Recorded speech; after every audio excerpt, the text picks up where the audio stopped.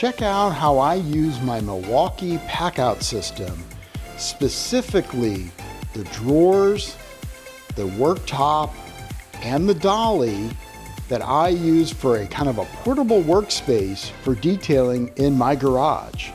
I keep a lot of miscellaneous items in here. This is a lot of my ceramic coatings that I will keep in these top drawers.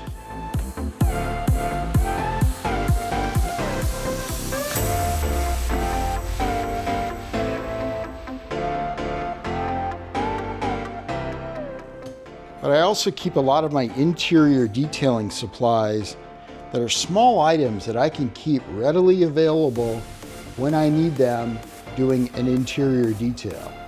My hybrid nano polisher by Rupes I keep also in here with pads, batteries, and accessories. And I keep a whole slew of different pads for tint correction, all different sizes.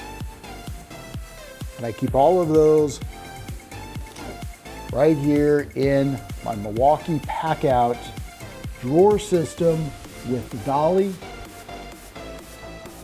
and the worktop. Remember, you can configure the Packout with whatever drawers or parts that you want.